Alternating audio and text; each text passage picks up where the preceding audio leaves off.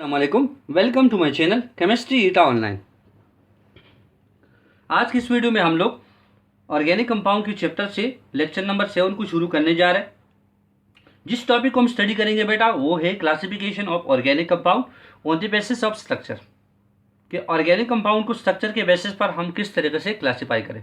ये old classification है, तो सबसे पहले इन्हीं को समझते हैं। हमारे पास ये होता है बेटा कि ऑर्गेनिक कंपाउंड जितनी भी होती है उनको दो हिस्सों में बांटते हैं। एक क्या हमारे पास, एक होता है एसाइक्लिक और दूसरा होता है साइक्लिक। एसाइक्लिक ऑर्गेनिक कंपाउंड को दूसरा नाम एलिफेटिक भी बोलते हैं।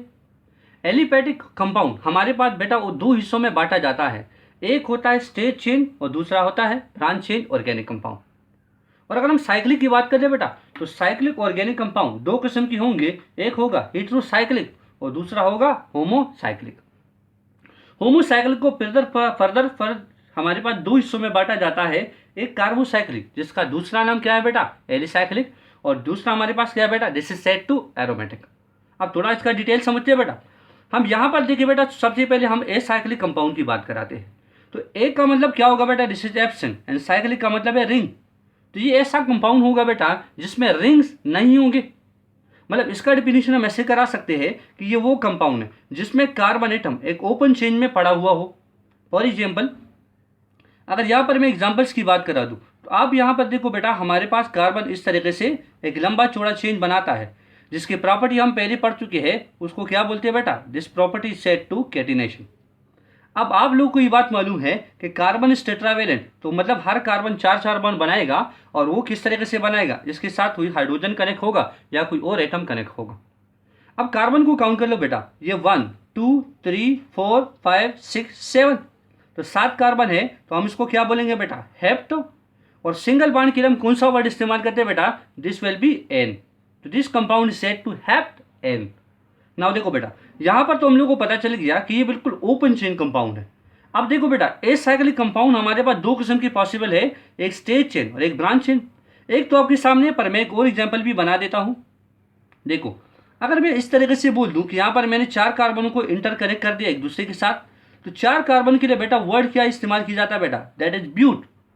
और सिंगल बॉन्ड के लिए जो वर्ड इस्तेमाल की जाता है this is said to ene, तो इस कंपाउंड का नाम क्या हुआ बेटा ब्यूटेन। आप देख रहे हो बेटा कि इसमें हमारे पास जो कार्बन एटम है वो बिल्कुल लीनियर चेन में, ओपन चेन में। तीसरा हमारे पास जो है, जो कि दूसरा क्लासिफिकेशन उसका ब्रांच चेन ऑर्गेनिक कंपाउंड। अगर हम देखते बेटा तो इस तरीके से मैंने कार्बन का एक लंबा चौड़ा चेन बना दिया। अब क्या हुआ, इसमें कहीं पर कार्बन की ब्रांचेज आ गई, जैसे आप देख रहे हो यहाँ पर हम लोग को ये ब्रांच मिल गया, तो this type of compound said to branch and compound. अब देखो बेटा, ये तो IUPAC नोमेनक्लेचर है, आपने 10th में भी पढ़ा है और हम सेकंड ईयर में भी पढ़ेंगे अगले टॉपिकों में इंशाल्लाह। तो ये 1 2 और यहाँ पर 3 4 ये हमारे पास है, तो हमारे पास 5 कार्बनों का एक लंबा चौड़ा चेन। ये तो यहाँ पर एक कार्बन हमारे पास ब्रांचेज में आ गया, तो एक कार्बन को हम क्या बोलते हैं बेटा, हमारे पास वर्ड बोला जाता है मेथ। अगर हमारे साथ हमारे पास कोई सी भी ग्रुप ऐसी जो हो जो कि एल्केन से बनी हो, जैसे यहाँ पर हम बात कराते हैं कि हमारे पास मीथेन है, इससे अगर मैं एक हाइड्रोजन को हटा दूं तो क्या रह जाएगा बेटा CH3।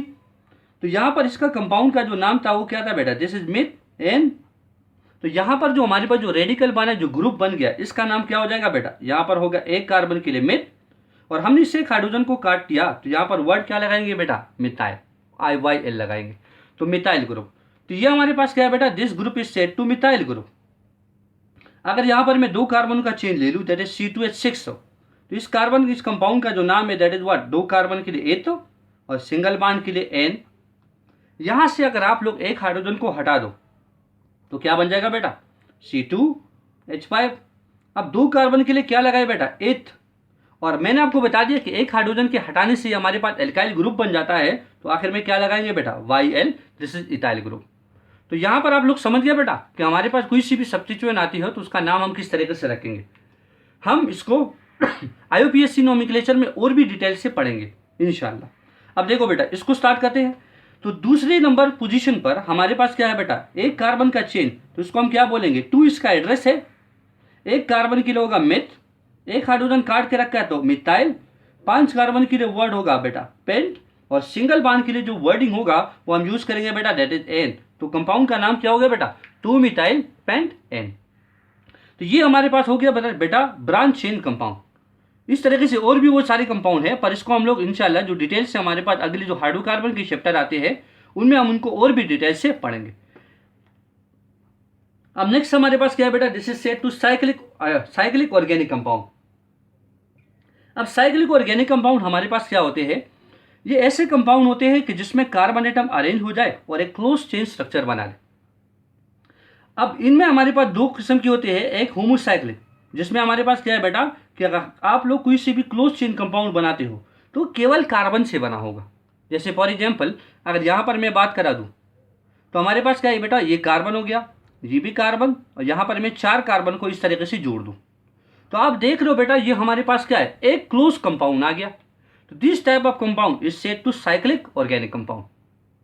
अब साइक्लिक ऑर्गेनिक कंपाउंड में इसको हम लोग स्पेशली किस में क्लासीफाई करेंगे बेटा, इसको हम लोग क्लासीफाई करेंगे होमोसाइक्लिक में। होमो का वर्ड क्या होता है, होमो का मीनिंग होता है दैट का मतलब क्या बेटा, सेम। तो इसमें अगर आप देखते हो तो ये एक रिंग शेप कंपाउंड है जिसमें हमारे पास क्या है बेटा, सारे के सारे क्या है, कार्बन एटम। तो this type of compound is set to homocyclic. Homocyclic की किस कैटेगरी में आता है, तो वो हमारे पास कैटेगरी है this is set to carbocyclic, क्योंकि ये हमारे पास ऐसे कार्बन होते हैं क्योंकि रिंग में केवल कार्बन ही होते हैं। आप देख रहे हो बेटा कि हमारे पास ये एक रिंग स्ट्रक्चर में है, तो रिंग स्ट्रक्चर के लिए हम वर्ड लगाएंगे बेटा साइक्लो। अब देखो 4 कार्बन हमारे पास है तो 4 कार्बन के लिए वर्ड लगाएंगे बेटा हम ब्यूट, और सिंगल बॉन्ड के लिए वर्ड क्या लगाएंगे बेटा, दैट इज एन। तो द कंपाउंड इज साइक्लोब्यूट एन।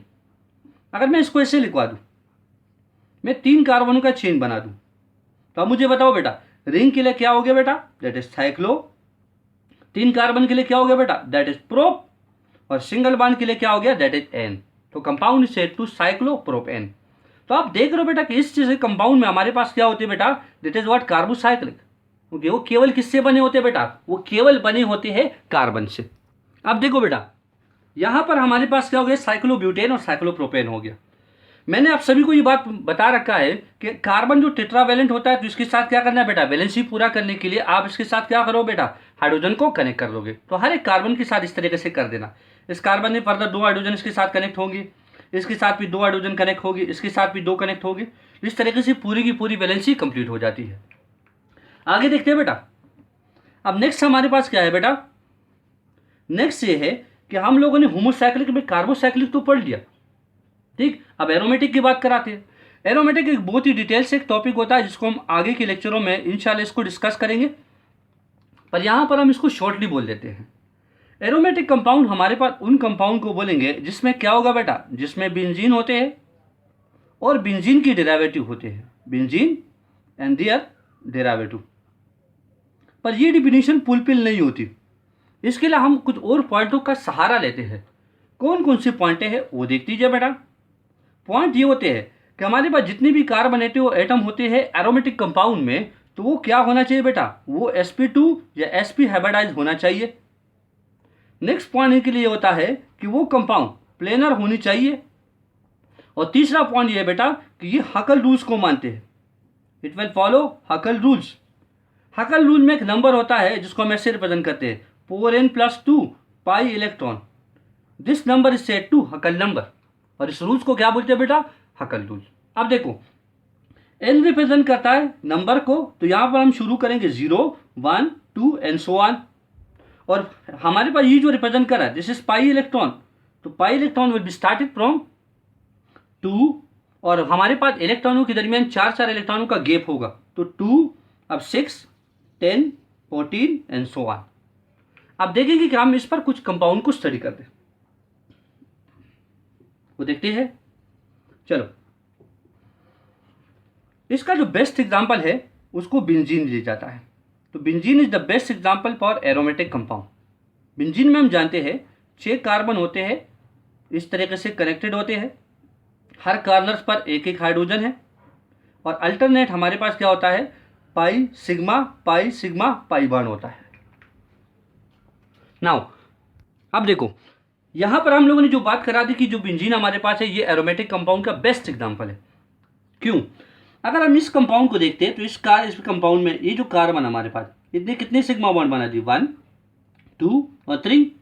तो हमारे पास जो सिग्मा बॉन्ड की जो नंबर है दैट इज व्हाट 3, और लोन पेयर हमारे पास 0 है, तो ये टोटल कितना हो गया बेटा 3, और 3 जब आता है तो steric number 3 that will belong to sp2 hybridization. पहला पॉइंट तो क्लियर हो गया कि इसमें हमारे पास जितने भी कार्बन आप देख रहे हो सारे sp2 हाइब्रिडाइज है, तो this is sp2 hybridization. The compound is planar. क्या ये हकल रूल्स को फॉलो कर रहा है? तो हकल रूल्स हमारे पास क्या था बेटा, this will B 4n plus 2 pi electron को जो फॉलो करे इस रूल्स को हकल रूल्स बोले, और इसको क्या बोलते हैं बेटा, हकल नंबर। अब देखो यहां पर आप देख रहे हो हमारे पास कितने पाई बॉन्ड है, this is 1, this is 2, this is 3। एक बॉन्ड 2 इलेक्ट्रॉन की वजह से बनता है, तो हमारे पास टोटल कितने इलेक्ट्रॉन हो गए बेटा 6। तो अब मुझे बता दीजिए n की वैल्यू क्या रख दूं 1, तो देखो क्या हो जाएगा बेटा 4 इंटू 1 प्लस 2, तो 4 1 जा 4 plus 2 is equal to 6 pi electron. तो देखो बेटा ये हमारे पास क्या है, हकल रूल्स की जो नंबर थे उनमें ये आ गए, हमारे लिस्ट में ये मौजूद है। एन की वैल्यू कहाँ से स्टार्ट कर रखी थी 0 1 2 3 इस तरीके से, और 5 इलेक्ट्रॉन कितने थे 2 6 10 एंड सो ऑन। तो this compound is aromatic compound. समझ गया बात को बेटा? अब आगे देखो नेक्स्ट हमारे पास क्या है, हेटेरोसाइक्लिक कंपाउंड। तो हेटेरोसाइक्लिक कंपाउंड हमारे पास उन कंपाउंड को बोला जाएगा कि क्लोज चेन कंपाउंड होंगे, और उसमें कार्बन की जगह पर कम से कम एक कार्बन की जगह पर एक हेटेरो एटम शामिल होगा। जैसे फॉर एग्जांपल अगर यहां पर मैं आपको मेंशन करा दूं कि मेरे पास 5 मेंबर रिंग है ये, और इस 5 मेंबर रिंग में एक कार्बन की जगह पर मैंने ऑक्सीजन को यहां डाल दिया, तो दिस कंपाउंड हमारे पास क्या है, इसको हम क्या बोलेंगे बेटा, ये क्लोज चेन कंपाउंड है, इसके साथ हाइड्रोजन कनेक्टेड है, इस तरीके से इस कार्बन के साथ भी कनेक्ट कर दीजिए। तो यहां पर हमारे पास क्या है बेटा, दिस इज सेड टू, इस कंपाउंड को बोलते हैं प्यूरेन। अगर हम लोग 5 मेंबर रिंग ले ले इस तरीके से, और एक कार्बन की जगह पर हम यहां पर नाइट्रोजन लगा दे, और इसके साथ हम लोग हाइड्रोजन को कनेक्ट कर दे, तो this compound is said to pyrrole. अगर हम यहां पर एक 5 मेंबर रिंग ले ले, और इधर हमारे पास जो एक कार्बन उसकी जगह पर हम सल्फर को कनेक्ट कर दे, this compound is said to thiophene. और अगर हम लोग 6 मेंबर रिंग ले ले, और इसमें एक कार्बन की जगह पर नाइट्रोजन ले ले, तो this compound is said to pyridine. तो देखो बेटा आपको मैंने पहले भी बता दिया कि एरोमेटिक कंपाउंड जो होता है वो हमारे पास एक बहुत ही लेंथी टॉपिक होता है, जिस पर हम डिटेल से डिस्कशन करेंगे। यहाँ सिर्फ इनका इंट्रोडक्टिव पार्ट था जो मैंने आपके सामने करा दिया। आप लोगों ने देखा कि हमारे पास एक क्लोज चेन रिंग होते हैं, और हमारे पास क्या है, कम से कम एक कार्बन की जगह पर क्या बेटा, हेटेरो एटम, इसमें ऑक्सीजन है प्यूरेन में, पायरोल में नाइट्रोजन है, थायोपीन में सल्फर है, और पायरिडीन में नाइट्रोजन है। तो ये हो गया हमारे पास बेटा पुराना क्लासिफिकेशन था जो कि हम लोगों ने कर दिया। तो इसकी वीडियो में इतना ही काफ़ी हमारे पे। अगली वीडियो में हम नेक्स्ट क्लासिफिकेशन जो फंक्शनल ग्रुप के बेसिस पर है उनको स्टडी करेंगे। उम्मीद है आप लोगों को वीडियो अच्छी लगी होगी। Thank you for watching my video. अल्लाह हाफिज़।